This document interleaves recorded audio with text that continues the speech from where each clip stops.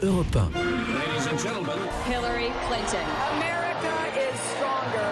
Donald Trump. For the presidency of the United States.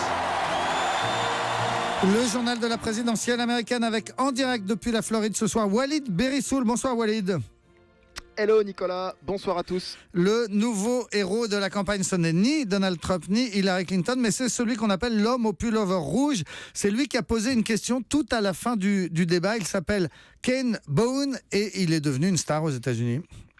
Ah, vous pouvez pas le rater, c'est un parfait inconnu de l'Illinois qui depuis 24 heures enchaîne les interviews à la télévision, a gagné des milliers de fans sur les réseaux sociaux juste pour une apparition de quelques dizaines de secondes dans le débat de dimanche soir, mais qui ont donné le sourire à beaucoup d'Américains désespérés. On l'a dit par le climat de cette campagne, on était presque au bout d'une heure et demie d'échanges d'insultes entre Trump et Clinton. Ken Bone était dans le public ce soir-là, il faisait partie du panel d'électeurs indécis sélectionnés pour interpeller les candidats.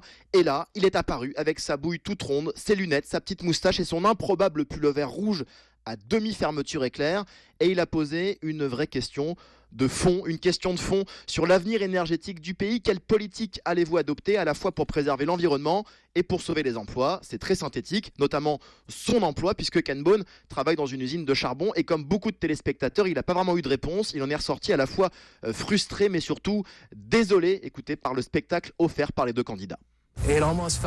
On aurait presque dit papa et maman qui se disputaient. Voir ça de près, ça m'a mis très mal à l'aise. Mais si vous passez sur les noms d'oiseaux qu'ils s'échangeaient, je crois qu'il y a eu des réponses de fond. C'est juste dommage qu'il ait fallu patauger autant pour y arriver. Et ça, vous l'imaginez, c'est une impression tellement en phase avec celle de millions et de millions d'Américains qui ont regardé le débat et qui ont vu ce moment comme le moment Ken Bone. Ken Bone, l'homme qui a sauvé le débat, écrit même le Washington Post. Et vous savez quoi? Eh bien, c'est d'ores et déjà devenu une chanson sur Internet.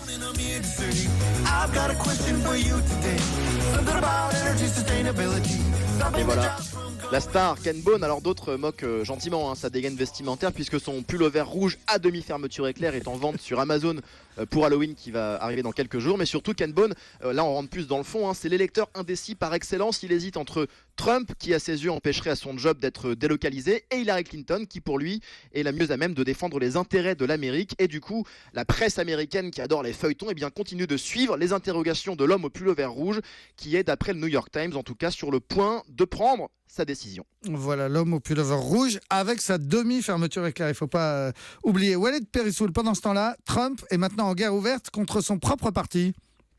Ah oui, et Trump répond à son parti républicain, bon débarras, voilà ce qu'il dit au cadre du parti comme Paul Ryan, vous savez le chef du Congrès qui ne veut plus le soutenir après l'histoire de la vidéo. Ses derniers tweets à Trump, comme d'habitude, sont sans filtre, ça fait du bien, écrit-il, de ne plus avoir de chaîne aux mains, les républicains ne savent pas gagner, et ben moi je vais leur apprendre. Et c'est surtout que la base du parti républicain est toujours derrière Trump, les 3/4 des électeurs veulent garder Trump comme candidat, ça sent en cas de défaite le règlement de compte, comme me l'ont dit Marsha et Aaron, deux militants que j'ai rencontrés en Floride. Je peux vous assurer qu'ils vont la sentir, notre colère, dans les urnes bien sûr. Vous savez, il y a une cabale de l'establishment, de ces politiciens de carrière qui n'aiment pas Trump parce qu'il n'est pas de leur monde. Trump s'intéresse vraiment à ce pays. Il s'intéresse aux électeurs, mais beaucoup de ceux qu'il critique et qui le laissent tomber ne s'intéressent qu'à eux-mêmes. Ils s'en moquent du pays et des gens. Et Donald Trump continue par ailleurs de menacer Hillary Clinton de prison dans son dernier meeting. Là encore, les critiques viennent de son propre camp puisque ce sont des procureurs républicains qui l'avertissent. La justice ne peut pas servir d'instrument politique. Les États-Unis ne sont pas devenus une république bananière. Voilà, le journal de la présidentielle américaine en direct de Miami. C'était Walid Berissoul. Merci.